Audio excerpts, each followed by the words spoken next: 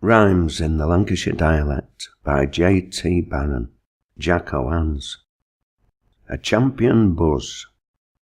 I've heard some rare buzzes, but the capper of all were towed t'other night by our Daisyfield Joe. He's knocked up and down in this world a good bit, and owns a fair share of both knowledge and wit.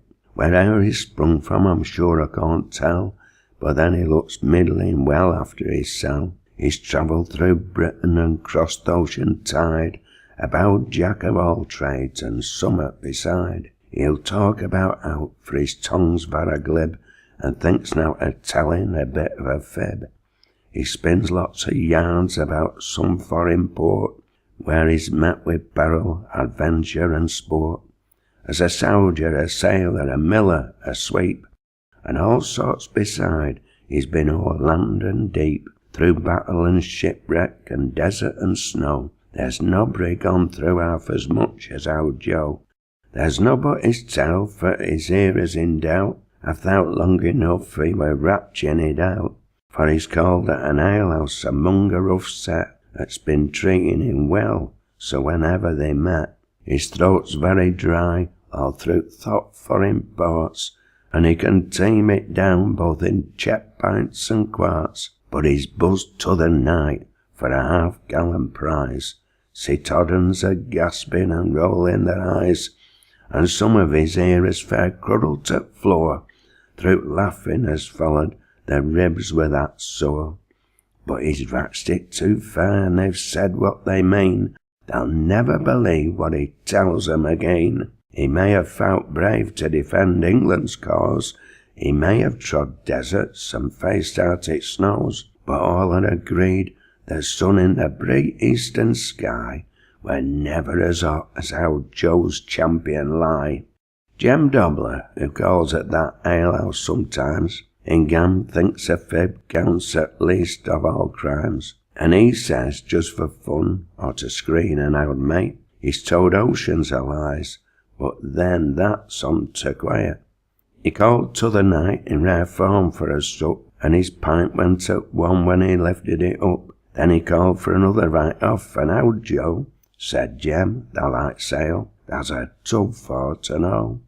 "Oh, aye," Dobler answered, and looked rather sly.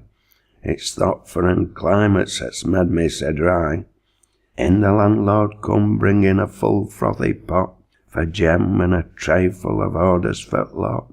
And when he'd done round and were paid for 'em all, he looked first at Dobler and then at old Joe. Then he said rather slow, "I could just like to test you two to see which on your ratches to truth best. You're both good hounds at it, you're both middling dry, and est of half a gallon as tell it biggest lie."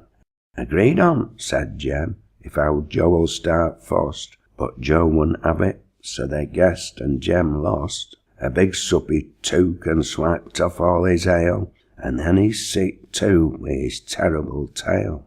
A big factory chimbley were out to repair, and it looked was as shaky as nobody would dare to go up to it for fear thubber half on it would drop. But he just managed nice to get landed on top, and that were in teeth of a northwester gale.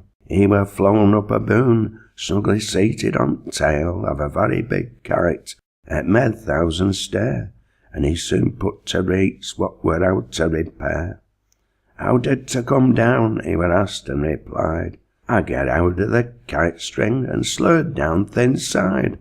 How Joe hid his tail and then said with a grin, "He landlord, go fetch me that half-gallon in." And straight off the stick end he went with a rare tale, as made everyone gape, and Jem Dobler turned pale. There were Termot, old Swiller, Jack Drawer, and me, agreed on it one summer to have a good spree. We meant to be reaped for a rare gradely do, and so we saved up for a long month or two. Jack Drawer kept money and stuck to it fast. Took th' holidays come and our waiting were past. But when we asked Draw for savings bit mass, he left his old waistcoat down pit with all brass. We cowed him for all sorts, that gred gormless foo, for the coal pit was stopped and we were in a stew. Our brass were below, th' engine fires were put out, but we wanted some money, we couldn't do 'bout.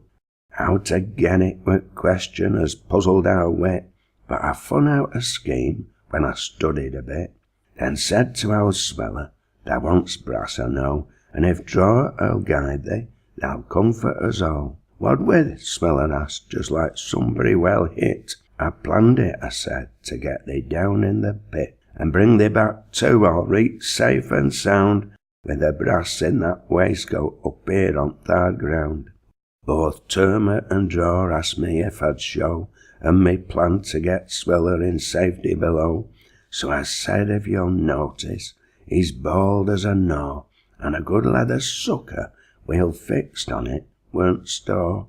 Get plenty of string, and he'll stick like a stone, and down he's to go, though he give money a groan.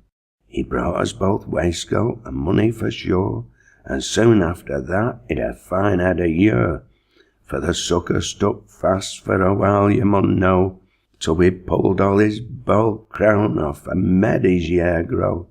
Aye, laugh as you will, chaps, thee double a start too, but I'll swear every word as I've told you is true. He get his half-gallon and put it away, but he gets called a champion up to this day.